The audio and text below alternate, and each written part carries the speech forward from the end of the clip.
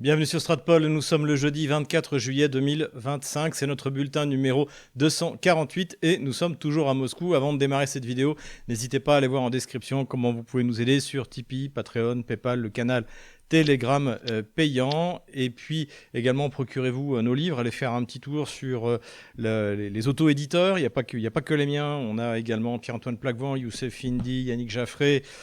La biographie qu'un de mes amis m'a consacrée, voilà, Frédéric Seri. Donc n'hésitez pas à aller faire un tour sur notre site internet, il y a pas mal d'articles, on essaye d'en avoir de plus en plus. À la rentrée, on va essayer de passer également à la vitesse supérieure grâce à vos dons. Abonnez-vous évidemment à notre partenaire Géopolitique Profonde, le numéro de cet été, et donc il y a toujours l'excellent Laurent Ozon.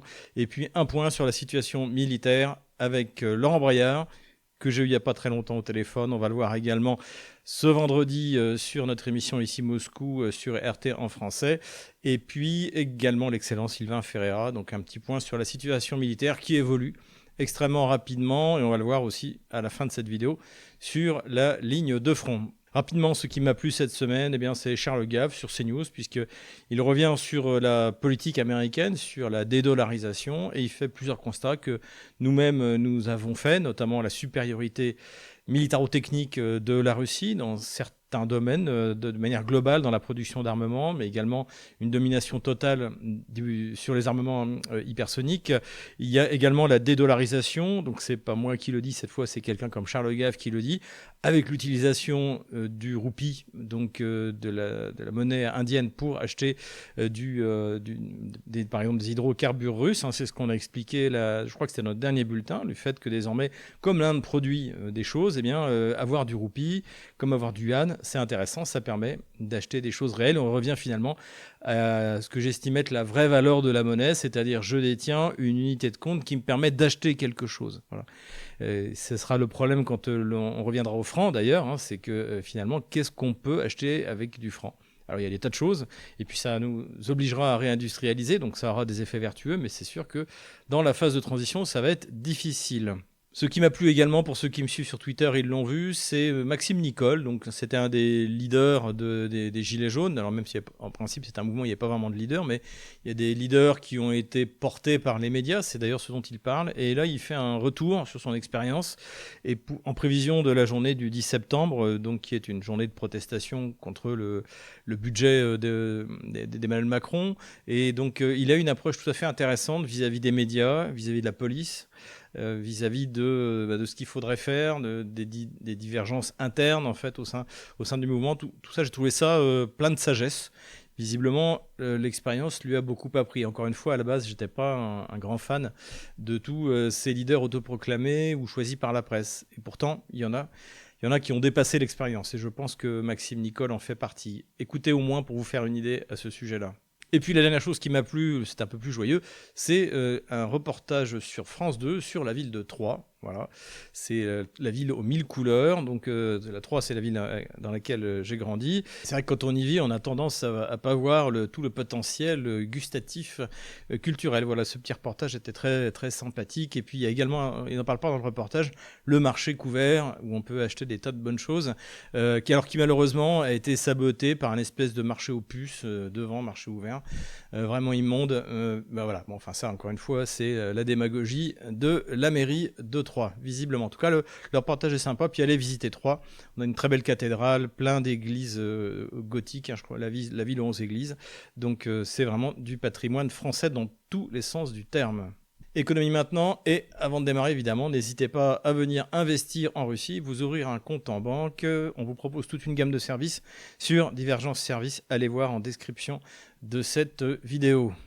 On va parler un petit peu de l'économie anglaise, parce qu'on va voir qu'elle se rapproche finalement beaucoup de l'économie française dans la situation catastrophique où elle se trouve. Et ça m'est venu à l'idée en lisant un article dans le Daily Mail. Donc le Daily Mail, c'est un tabloïd britannique plutôt conservateur. Il y a un chroniqueur économique qui fait des articles pas mal. Alors il n'est pas du tout pro-russe d'ailleurs, au passage, je tiens à le dire. Et là, il a fait un point sur l'économie de la situation économique de l'Angleterre. Et en fait, elle rappelle beaucoup, alors un petit peu moins pire du point de vue de la dette la situation française. Il explique que Rachel Reeves, qui est le chancelier de l'échiquier, c'est-à-dire en fait le ministre des Finances anglais, eh bien, va être obligé d'emprunter pour l'exercice 2025-2026 143 milliards de livres, dont 110 milliards seront dédiés au paiement des intérêts de la dette. Donc ça, évidemment, ça vous rappelle la situation française, c'est-à-dire que on emprunte, on suremprunte à des taux de plus en plus élevés. Le taux de l'Angleterre, alors là, c'est pire que la France, il est à 5,5. Donc on s'endette pour payer de la dette. Enfin, c'est le cercle vicieux. Et la dette anglaise correspond à 96% du PIB anglais et s'approche des 100%. Alors là, ils sont un petit peu meilleurs que nous, puisque nous, on doit être à 113, 116. On doit être, à mon avis, plutôt autour de 120, 130. Donc, ce qui est intéressant, c'est que finalement, on a deux économies, l'économie française et anglaise, qui sont dans une situation catastrophique, et ce sont parmi les pays les plus bellicistes, ceux qui veulent absolument faire continuer la guerre, enfin faire continuer la guerre à l'Ukraine contre la Russie, alors qu'évidemment, ils n'ont plus les moyens de soutenir un tel effort de guerre. Et malgré tout ces sacrifices qui vont être demandés à la population française, à la population anglaise, eh bien, on va continuer à déverser des milliards et des milliards au régime de Kiev, parce que de toute manière, si on arrête de le financer, la guerre s'arrête maintenant. Il n'y a plus d'argent, il n'y a plus de budget. Je vous renvoie d'ailleurs aux différents tweets qu'a fait Thierry Mariani, le député européen, à ce sujet-là.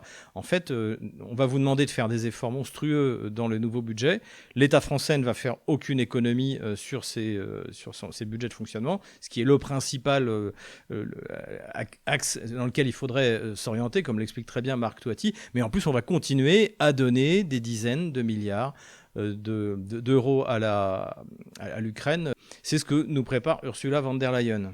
Cette situation catastrophique qui est due notamment aux sanctions contre la Russie, les sanctions initiales qui ont été prises dès 2022, qui ont fait que désormais le gaz consommé en Europe coûte entre 3 et 4 fois plus cher que celui qu'on obtenait des Russes avant 2022, qui fait qu'on se prive du pétrole russe bon marché, enfin certains d'entre nous, parce que heureusement il y a des membres au sein de l'Union européenne qui sont beaucoup plus, je dirais, réalistes, comme la Hongrie, la Slovaquie, qui continuent à recevoir du gaz et du pétrole russe pas cher. Donc malgré cette réalité, eh bien, le 18e paquet de sanctions a été pris contre la Russie par l'Union européenne, toute seule. On va en revenir tout à l'heure dans le moment bunker, parce que ça aussi, on a eu du grand Jean-Noël Barrot. Donc ces sanctions ont été prises, et elles concernent essentiellement en fait une baisse du prix. Donc le cap qui avait été mis par l'Union européenne et les États-Unis à l'époque à 47,5 dollars le baril, donc parce qu'aujourd'hui il doit être autour de 55-60, et donc le précédent cap était 60. Donc qu'est-ce que ça avait permis ? Ça avait permis aux armateurs européens, principalement grecs, de pouvoir transporter de nouveau de pétrole russe et de gagner de l'argent. Donc vous aviez 40% du pétrole russe transporté jusqu'à ces sanctions qui étaient transportées par des armateurs grecs.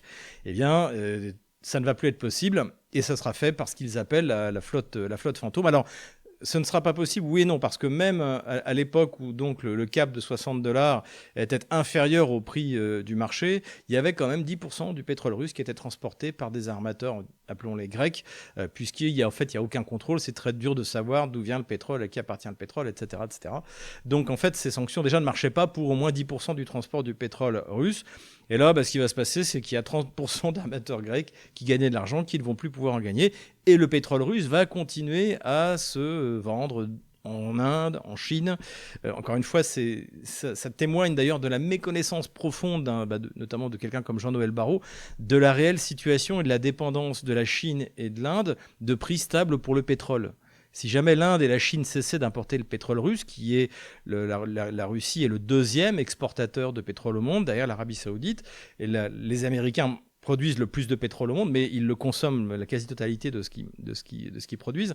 Donc en fait, il n'est pas possible pour des pays dont la population est de 1,3, 1,5 milliard d'habitants de tout d'un coup faire un sursaut des prix du pétrole qui vont provoquer des manifestations, des émeutes dans des régions de ces pays où qui ont la taille de la France. Pékin ne peut pas se permettre d'avoir une région de la Chine de 68 millions d'habitants qui se soulève parce que le prix de carburant ou de l'énergie est trop cher. Voilà, ça c'est ce que ne veulent pas comprendre ces mondialistes qui ne connaissent pas la réalité du monde finalement. On en avait parlé d'ailleurs dans Ukraine. Pourquoi la Russie a gagné? Une des raisons pour laquelle la Russie a gagné, c'est que la classe dirigeante mondialiste ne connaît pas le monde. Elle n'a pas vu monter l'Inde, elle n'a pas vu monter la Chine, elle n'a pas vu monter les BRICS, elle n'a pas vu monter l'Asie. Elle est totalement occidentalo-centrée, donc elle ne comprend rien. Et ces sanctions en sont le témoin. Donc en dehors de ce cap de 47,5 $ le baril qui ne sera jamais respecté, il y a également des sanctions contre des raffineries. Alors en Inde notamment, la raffinerie de Rosneft, également des raffineries indiennes, et puis également en Chine. Et alors l'Inde et la Chine, là-dessus, sont bien d'accord pour dire que toutes les sanctions qui seront prises contre leurs sociétés, contre leurs actifs industriels, etc., recevront des répliques sévères. Donc est-ce qu'aujourd'hui, l'Europe a les moyens de tenir face à la Chine, face à l'Inde? Évidemment que non. Et finalement, là aussi, ces sanctions n'auront aucun résultat. Le plus inquiétant, comme d'habitude, c'est ce qui va se passer pour moi dans la Baltique. Parce que parmi ces sanctions, il y a également donc, toute une liste de bateaux qui sont sous sanctions. Or, ces bateaux donc, transportent le pétrole russe et passent par les eaux internationales dans la Baltique. Sauf qu'il y a dans la mer Baltique ce que j'appelle des États irresponsables, notamment les États baltes. La Pologne également peut être mise dans ces États-là. La Suède aussi s'est très mal comportée en arraisonnant des bateaux dans les eaux internationales. Et c'est pour ça que la Russie, on en avait parlé également, avait déployé soit des navires, soit un chasseur Sukhoi 35 pour dissuader un patrouilleur estonien de pirater un bateau qui transportait du pétrole russe. Donc là, ça va évidemment faire monter la tension, et d'autant plus qu'on a des déclarations qui sont plutôt inquiétantes. On a eu l'ex-chef d'état-major des armées français, donc le général Gamelin Burkhard, qui a fait quand même une déclaration devant le Parlement français en disant que de toute manière, en cas de guerre, on bloque complètement la Baltique. Mais de quoi il parle? Si jamais la Baltique est bloquée, effectivement, c'est la guerre mondiale. C'est la fin du monde. Donc c'est absolument absurde d'entendre des choses pareilles. Et on a eu également une déclaration du nouveau commandant des forces de l'OTAN en Europe, qui lui a fait des déclarations en disant qu'ils avaient les moyens de détruire Kaliningrad, en gros. Et là aussi, mais on se demande de quoi il parle. Kaliningrad, c'est du territoire russe, c'est reconnu internationalement comme étant le territoire russe, donc il n'y a rien à y faire. Attaquer Kaliningrad, c'est se mettre à la merci d'une frappe, pourquoi pas nucléaire russe, puisque c'est vraiment le sanctuaire du territoire russe. Voilà. Donc, alors, on admet même qu'il n'attaque pas Kaliningrad. Il peut y avoir des provocations dans le corridor de Suwalki, donc qui permet de relier la Biélorussie à Kaliningrad.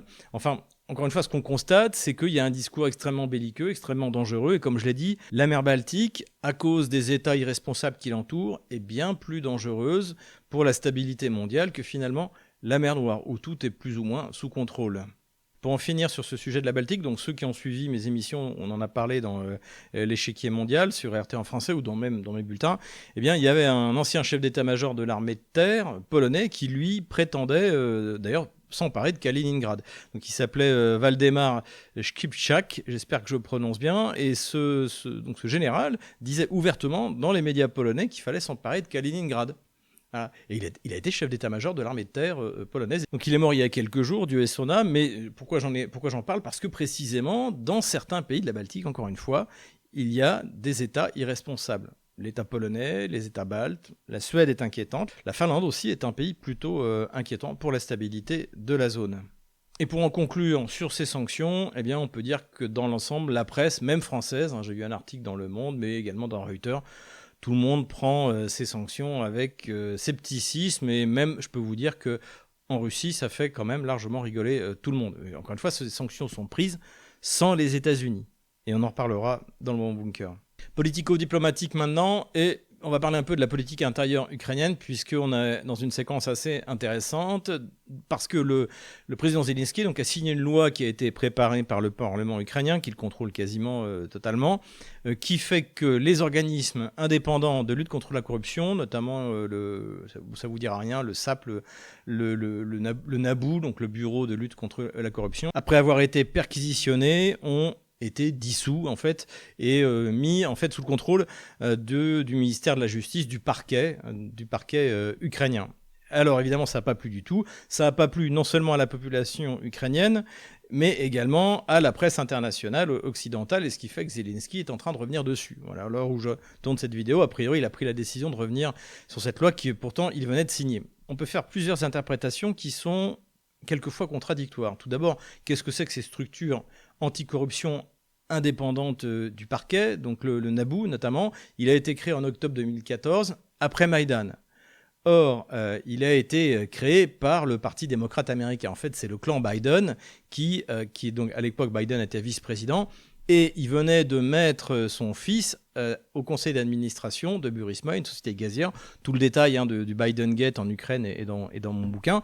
Et donc, il venait mettre son fils dans cette structure. Il était hors de question qu'on vienne mettre que la justice ukrainienne aille mettre les pieds dans les histoires de corruption du fils Biden. Donc, ils ont créé une structure qui s'appelle NABU, qui est contrôlée encore une fois par le Parti démocrate américain, par l'ambassade américaine à l'époque, et qui était chargée d'orienter les enquêtes sur la lutte contre la corruption, là où ça ne dérangeait pas le clan Biden. Et d'ailleurs, c'est ce qui s'est passé, puisque le procureur général de l'époque, qui avait été nommé élu par le Parlement, le procureur Shokin, qui commençait à s'attaquer à Burisma, au fils Biden, évidemment, a été éjecté. On se souvient, d'ailleurs, ça aussi c'est dans mon bouquin, on se souvient de cet épisode où Joe Biden s'était vanté qu'il avait obtenu, en menaçant Poroshenko, le départ de ce procureur et la nomination d'un autre procureur, Lutsenko, qui n'avait jamais fait de droit de sa vie, mais qui était totalement aux ordres. Et donc, en fait, il faut bien se rendre compte qu'à la base, cette structure, c'est une structure du Parti démocrate pour contrôler les politiciens ukrainiens et tenir le pays sous la menace d'inculpation pour fait de corruption, sans bien sûr qu'on touche aux intérêts des démocrates américains en Ukraine. Donc à la base, le NABU, c'est ça. Pourquoi est-ce que Zelensky a voulu s'en débarrasser? Je pense que c'est une idée de Yermak. Encore une fois, j'en ai parlé d'Yermak, j'en ai parlé la dernière fois, après les changements gouvernementaux qu'on a eus. J'ai vu qu'il avait été cité dans le Financial Times comme l'homme qui contrôle réellement l'État ukrainien. Et visiblement, eux, ils ont voulu retirer cette indépendance du NABU parce qu'ils ne la contrôlent plus ou ils ne la contrôlent pas. Et ils se sont dit, de toute manière, les démocrates ne sont plus au pouvoir, donc on peut virer le NABU. Ce que n'avait vraisemblablement pas prévu Yermak et Zelensky, c'est que finalement, les Ukrainiens qui en ont ras-le-bol de la guerre, qui en ont ras-le-bol de Zelensky, en profitent pour descendre dans la rue, et parce que effectivement la lutte contre la corruption, c'est quelque chose qui avait été mis en avant en 2014, et donc on a vu dans toutes les villes d'Ukraine, ce qui prouve bien d'ailleurs que les habitants de ces villes savent qu'ils ne risquent rien du côté des bombardements russes, puisque effectivement les Russes ne bombardent pas les centres-villes, ils bombardent là où il y a des ateliers de fabrication de drones, des objectifs militaires ou militaro-industriels. Donc on a eu des manifestations à Maïdan, à Kiev, on a eu des manifestations à Lvov, on a eu à Dniepropetrovsk également contre la corruption. Et a priori, Zelensky est sur le point de plier. Le résultat pour Zelensky, c'est que même s'il arrive à calmer la population ukrainienne en renonçant à ce projet, il s'est mis en difficulté et il a reculé.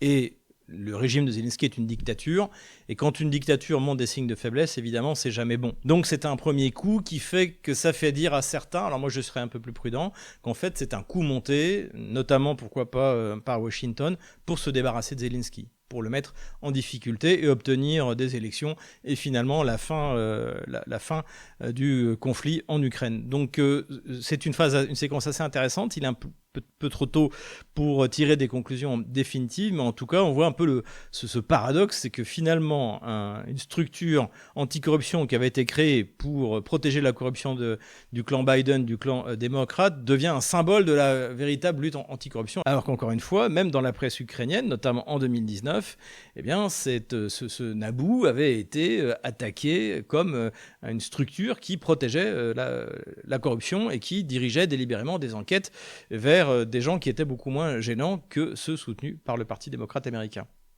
À suivre donc. On a parlé également beaucoup de cette semaine de la possibilité d'une rencontre entre Vladimir Poutine et Donald Trump à Pékin au début du mois de septembre. Alors pourquoi début du mois de septembre? Parce que pour les Européens, la guerre se termine le 9 mai, mais pour l'Asie, elle se termine le 3 septembre. Le 3 septembre, c'est la défaite du Japon, qui a été défaite dans le Pacifique par la flotte américaine, en Mandchourie par l'armée soviétique, et puis accessoirement qui a reçu 2 bombes nucléaires un mois plus tôt, les 6 et le 9 août 1945. Donc c'est la jour de la victoire. Donc évidemment, Vladimir Poutine sera à Pékin à ce moment-là. Et pourquoi pas les États-Unis qui étaient de facto les alliés de la Chine et de jure les alliés de l'Union soviétique. Donc la présence de Donald Trump est tout à fait possible en Chine. Le porte-parole du Kremlin, Dmitry Peskov, a dit que pourquoi pas. On a posé la question à Donald Trump, il a dit pourquoi pas. Bon, pour l'instant, il n'y a rien de vraiment préparé, mais ce n'est pas impossible. Et évidemment, ce serait une excellente affaire, à la fois pour Donald Trump, à la fois pour Vladimir Poutine, et évidemment pour Xi Jinping, puisque ce serait lui, chez lui, qui aurait pu réunir finalement ces trois grands. Voilà un peu où on en est. Pour l'instant, il n'y a rien de prévu. Mais ce qui est bien aussi, c'est que s'il y a un rendez-vous, ce sera dans plus d'un mois. Donc les diplomates ont le temps de travailler, de préparer, et ça, c'est extrêmement important. Politico-diplomatique toujours, visite du ministre des Affaires étrangères israélien à Kiev, donc, où il a tenu une conférence de presse avec son homologue kievien. Et à ce moment-là, ce qui est intéressant, c'est que le ministre des Affaires étrangères, donc israélien, a annoncé que l'Iran était non seulement l'ennemi d'Israël, mais également celui de l'Ukraine.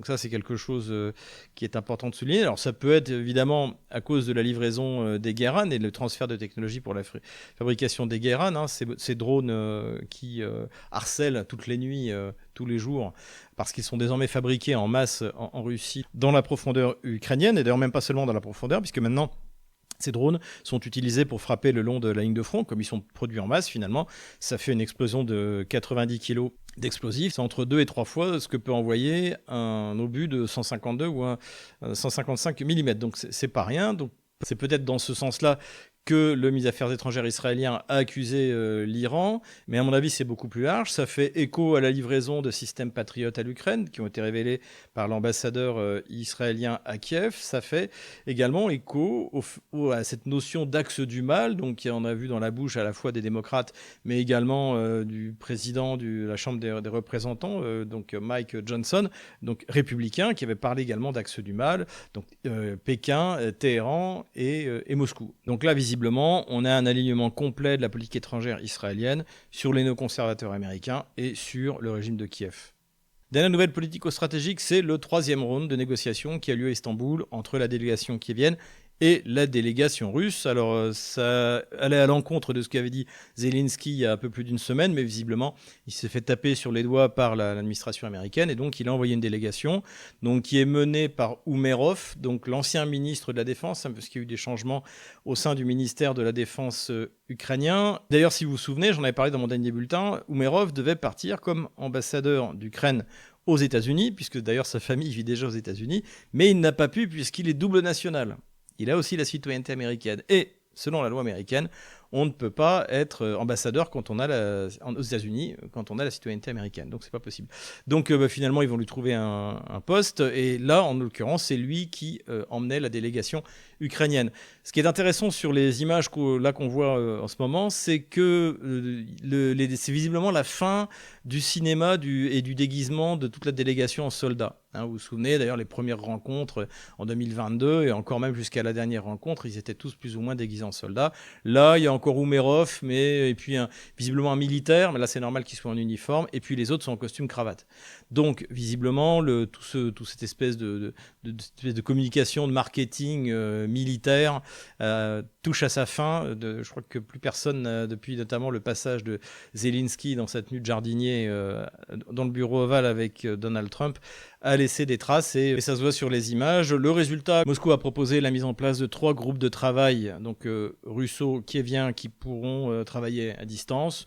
Donc c'est en train d'être étudié. Il y aura vraisemblablement encore des échanges de soldats morts, donc essentiellement ukrainiens, puisque côté kievien, soit on ramasse pas les cadavres des corps russes, soit finalement il y en a très peu.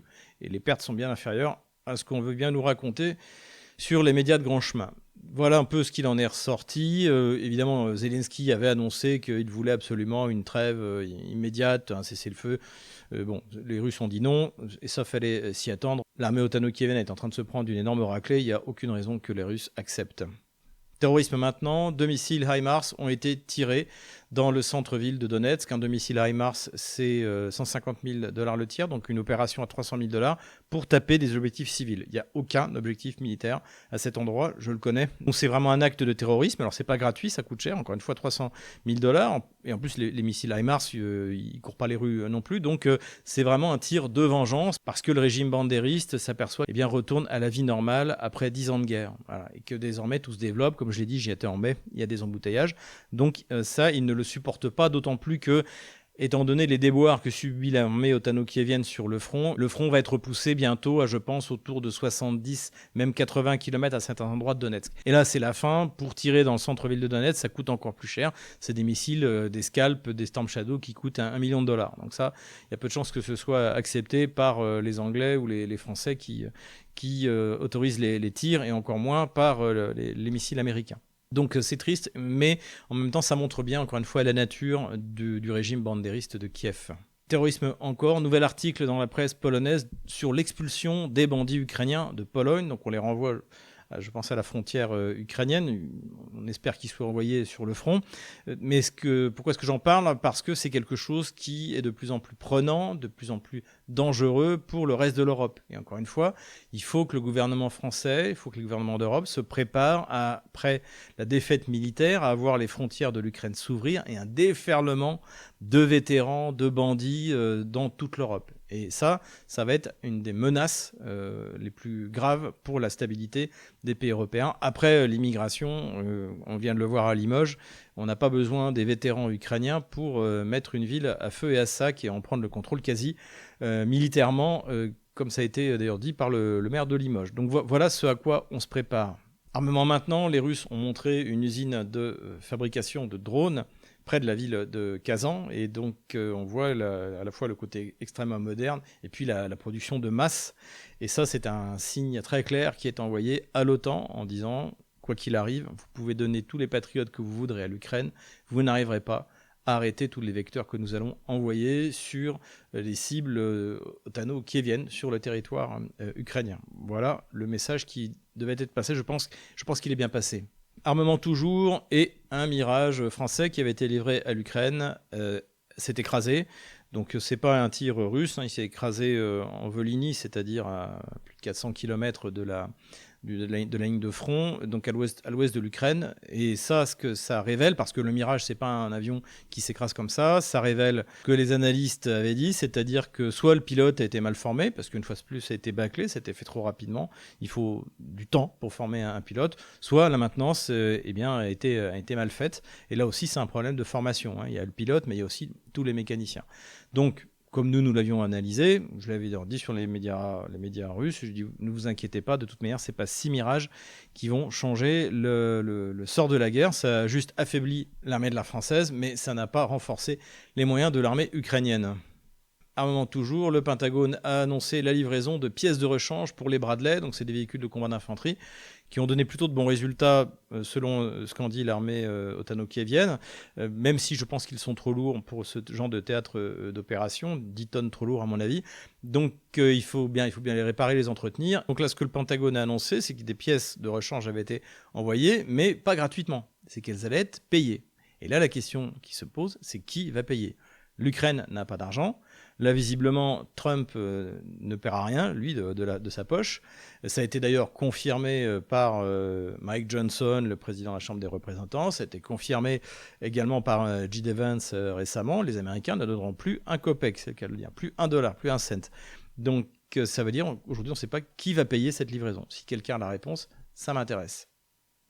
Puisqu'on est dans le matériel américain, on va un peu parler des Abrams, donc le principal char de bataille américain. On apprend par la presse de ce même pays qu'il n'y a quasiment plus. Ils ont tous été détruits ou capturés par l'armée russe. Et on apprend également que l'Australie va envoyer 46 de ses anciens Abrams, donc qui devaient être décommissionnés, comme on dit, c'est-à-dire envoyés à la retraite parce qu'ils sont d'une très ancienne génération. Et notamment, il n'y a même pas dans la cabine du chef de char, il n'y a pas de caméra thermique. Et donc l'Australie a décidé, avec l'autorisation des États-Unis, de les envoyer en Ukraine. Et donc évidemment, ça a surpris tout le monde. Si l'armée ukrainienne en est réduite à essayer de retaper et d'utiliser ces vieux tanks, ça veut dire qu'elle est vraiment dans une mauvaise passe. Empire du mensonge maintenant, et on va apprendre sans doute des choses extrêmement intéressantes sur l'Obamagate, ce qui va s'appeler l'Obamagate, puisque selon les révélations du directeur de renseignement Tulsi Gabbard, donc qui était nommé par Trump il n'y a pas très longtemps, elle a les preuves que Obama, avec le chef de la CIA, John Brennan, dont on a parlé, c'est lui qui est venu à Kiev en avril 2014 pour déclencher les opérations de représailles contre les Ukrainiens qui se soulevaient contre Maïdan et contre les lois anti-russes. Donc c'est quelqu'un qui est au cœur même du système Biden, au cœur même du système Obama, au cœur même du système démocrate. Et donc là, les révélations et les preuves sont là que le fameux Russiagate, qui a handicapé pendant 2 ans le mandat de Donald Trump, de 2016 à 2018, était totalement faux. C'était des fausses informations. Et donc, de ce que me disent mes amis qui connaissent le système américain, Obama et sa clique risquent la prison. Donc ça devient extrêmement intéressant. Et comme quoi, finalement, quelquefois, les menteurs peuvent finir en prison. On pense évidemment à Emmanuel Macron avec l'affaire Alstom. Et peut-être qu'un jour, lorsque la France aura un gouvernement indépendant, réellement, national conservateur, espérons-le, on puisse aller jusqu'au bout de l'affaire Alstom, l'affaire Alexis Kohler, tous ces scandales qui entourent le régime d'Emmanuel Macron, et pourquoi pas les envoyer en prison si les preuves sont suffisantes. Et tout de suite, le moment bunker. Das war ein Befehl! Le moment bunker, et c'est pas la première fois, c'est Jean-Noël Barrot. Jean-Noël Barrot a fait un voyage en Ukraine, il s'est d'ailleurs mis en scène sur Internet, en train de travailler sur son ordinateur dans le train qui l'emmenait jusqu'à Kiev, et ensuite il est allé également à Kharkov. Là-bas, il a découvert que la ville parlait russe, mais lui, il est persuadé que, malgré tout, elle résiste à la Russie. Non, Kharkov est une ville occupée par les bandéristes, par des bandits, par le régime de Kiev, avec le SBU, qui est une véritable police politique. Et les gens à Kharkov, en fait, ce qu'ils attendent, c'est la libération. Et l'armée russe se rapproche petit à petit de la ville de Kharkov, et elle la libérera, c'est certain, d'une manière ou d'une autre. Donc ça, c'est une première chose, mais le plus intéressant, c'est ce qu'il a dit. Tuer la pression sur la Russie avec un paquet de sanctions massives qui a été adopté jeudi dernier par les Européens. Un paquet de sanctions qui a été coordonné avec nos partenaires, les Britanniques, mais aussi les sénateurs américains, Graham et Blumenthal, qui eux aussi ont planché sur un paquet de sanctions dont je souhaite qu'il soit le plus rapidement possible adopté. Des sanctions qui visent à assécher les ressources mobilisées par Vladimir Poutine pour financer son effort de guerre, et notamment ses recettes pétrolières. Face à ces décisions historiques de l'Union européenne, chacun doit entendre que lorsque ses intérêts de sécurité sont menacés, l'Union européenne réagit. Et avec un PIB, comme tu l'as rappelé, Andriy, avec une richesse 10 fois supérieure à celle de la Russie, chacun doit mesurer que l'Union européenne ne se laissera pas faire. Donc là, il y a plusieurs choses qui sont amusantes, notamment il revient sur le 18e paquet de sanctions, puisqu'il nous avait expliqué avant ce 18e paquet de sanctions qu'il devait être pris en coordination avec Lindsey Graham et les néoconservateurs de la Chambre des représentants américains. Bon là, en fait, l'Union européenne a pris les sanctions toute seule, et en fait, finalement, c'est une des raisons pour lesquelles elles n'auront plus aucune influence. Mais visiblement, il espère que le projet de loi de Lindsey Graham sera un jour adopté. D'ailleurs, il peut toujours espérer, ça ne changera rien, puisque ça a été répété par Donald Trump. C'est lui qui décidera s'il faut mettre des sanctions ou pas contre la Russie, et Donald Trump est un réaliste et il sait très bien que ça ne sert absolument à rien. Et comme vous l'avez entendu, l'autre point qui confirme qu'il est vraiment dans son bunker, c'est son analyse du PIB de l'Europe. Le pays de l'Europe est infiniment supérieur au PIB russe. Donc déjà, encore une fois, il faut regarder de quel PIB on parle. La puissance industrielle, qui est celle qui compte pour faire la guerre, c'est le PIB en parité de pouvoir d'achat. La Russie est la première puissance industrielle et la première économie d'Europe. La réalité, c'est ça, en fait. Et le fait d'additionner le PIB de tous les États, y compris les États croupions de l'Union européenne, et de le comparer à celui de la Russie, ne va évidemment pas être une solution. On imaginait que tout le monde l'avait compris, mais visiblement, Jean-Noël Barrot a encore du travail à faire. Considération militaire générale maintenant, ça va être assez rapide. Plusieurs nominations à la tête des différentes armées de l'OTAN. Donc la première nomination, j'en ai parlé, c'est Aleksius Grinkiewicz, qui est d'origine biélorusse d'ailleurs. On l'a appris, alors lointaine. Sa famille a immigré avant même la révolution bolchevique à la fin du 19e siècle, d'après ce que j'ai lu. Donc c'est un pilote. C'est important parce que quand on a servi dans l'armée de l'air, on a souvent une vision de la réalité du combat sur Terre qui est complètement faussée. Et donc ça a des conséquences sur la conception géopolitique et sur les conceptions militaires. Et je pense que c'est pour ça également que Emmanuel Macron a nommé au successeur de Gamelin-Burkhard un général d'aviation qui s'appelle Fabien Mandon, visiblement fait partie du clan autour d'Emmanuel Macron, avec tout ce que ça veut dire. Et lui, donc, est également un pilote. Donc, c'est l'armée de l'air. Donc, non seulement, effectivement, c'est quelqu'un qui va avoir une vision très artificielle, très éloignée de la réalité des combats terrestres, notamment ce qui se passe en Ukraine. Mais là aussi où c'est intéressant, c'est que on sait que dans l'armée française, les plus otaniens, c'est l'armée de l'air. Donc les aviateurs, parce que c'est une arme récente, ce sont ceux qui sont le plus influencés par l'OTAN, par les États-Unis. Au contraire de la marine, où là on est à peu près à 50-50, et de l'armée de terre, qui elle connaît son histoire, et donc c'est pour ça que c'est là où vous trouvez le nombre le plus important de russophiles, parce qu'encore une fois, nous sommes deux vieilles nations européennes, avec deux vieilles armées de terre, voilà, européennes, et qui se sont affrontées vaillamment. Et nous revoilà sur la carte des opérations militaires. On va commencer par les frappes dans la profondeur. Les Russes ont frappé un peu partout, mais essentiellement sur Odessa depuis la semaine dernière. Donc visiblement, Odessa, pour les raisons qu'on a déjà décrites, eh bien, est devenue une des cibles principales pour ce qui arrive à la fois par le Danube et par la mer Noire. Donc de nombreuses frappes confirmées sur les installations portuaires. Les Ukrainiens, eux aussi, ont essayé d'attaquer, notamment dans la nuit de mercredi à jeudi, et ils ont frappé sur Sébastopol, mais là, tous les vecteurs ont été interceptés. Ils ont également frappé dans la région de Adler et de Sochi. Ils visaient des installations pétrolières, mais d'après les images qui ont été publiées, il n'y a pas vraiment eu de dégâts sérieux. Il y a également des tirs qui ont eu lieu à l'intérieur de la ville de Sochi. Là, ce sont des infrastructures qui ont été visées, il y a eu 2 morts. On passe maintenant sur la ligne de front. On va commencer par le sud, rien le long du Dniepr. Du côté de Orekhovo, Zaporozhye, les Russes continuent à avancer dans le village de Plavno, dont ils devraient s'emparer d'ici 1 ou 2 semaines.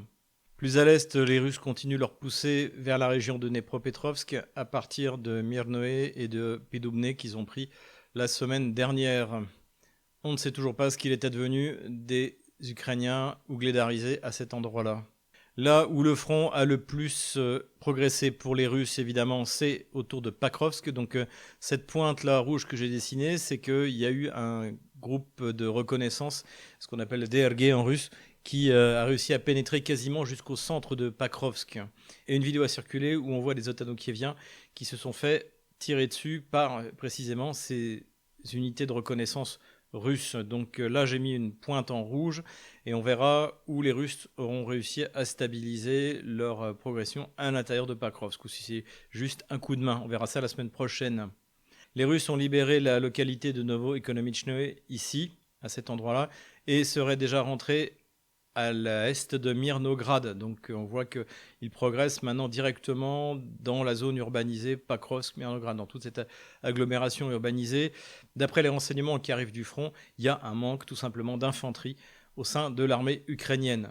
Les Russes continuent à avancer, ils arrivent à l'est de Rodinskoye à cet endroit-là, et ils continuent leur percée. Visiblement, dans cette zone, le front s'est partiellement effondré. Donc là aussi, on verra si ces percées, si ces pointes ont abouti à des positions consolidées par les Russes la semaine prochaine. Mais on voit bien, quand on regarde un peu en arrière, que tout devient possible, y compris un encerclement beaucoup plus large pour libérer les villes de Kramatorsk et de Slaviansk. D'ailleurs, le Gauleiter de Kramatorsk a annoncé l'évacuation des 53 000 habitants qui restaient. Alors, il y avait, je crois, 150 000 habitants à Kramatorsk en 2014.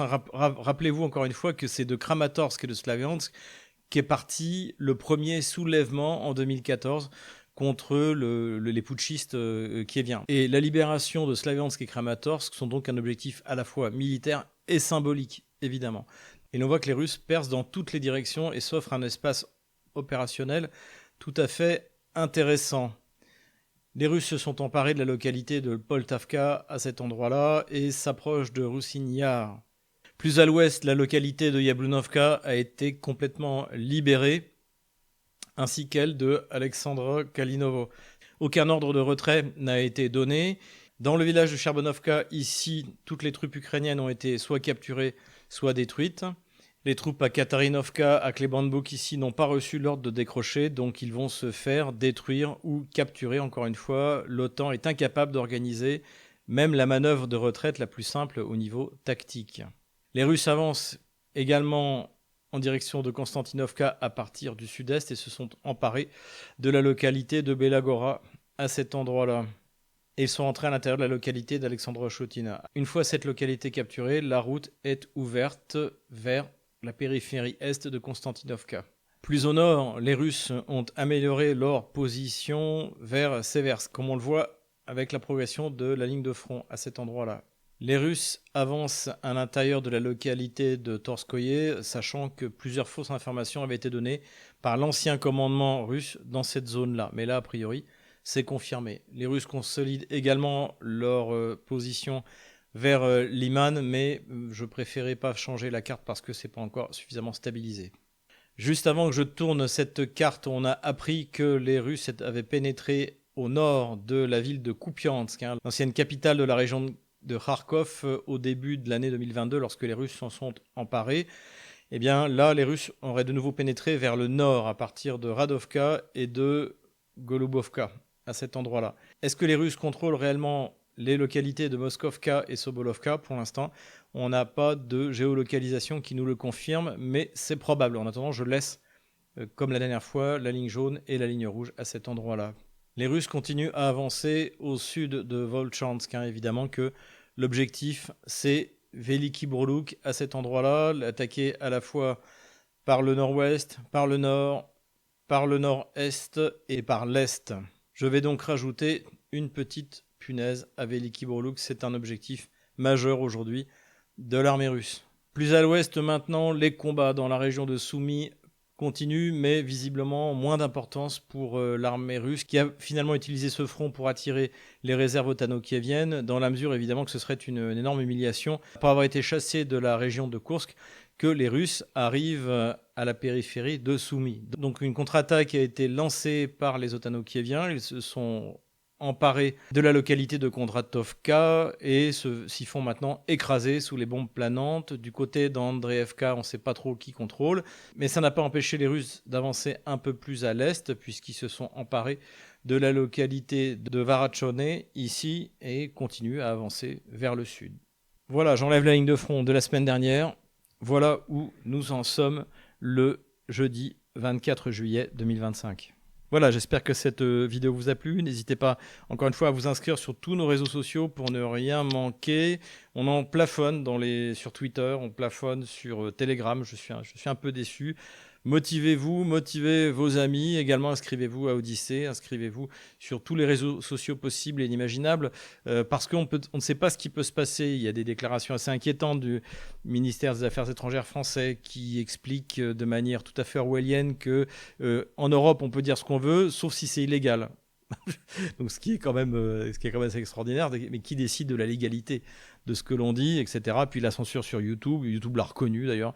2000 chaînes YouTube jugées pro-russes ont été fermées, à commencer par la mienne, vous vous en souvenez. Donc encore une fois, jouez le jeu, inscrivez-vous sur tous les réseaux sociaux, et puis visitez la Russie, prenez des cours de russe. En tout cas, comme vous le voyez, la situation est excellente à tout point de vue pour la Russie. Principalement, là, cette semaine, ce qui vraiment crève l'écran, c'est la situation sur la ligne de front. L'armée russe perce de toutes parts, donc tenez bon, courage, on les aura.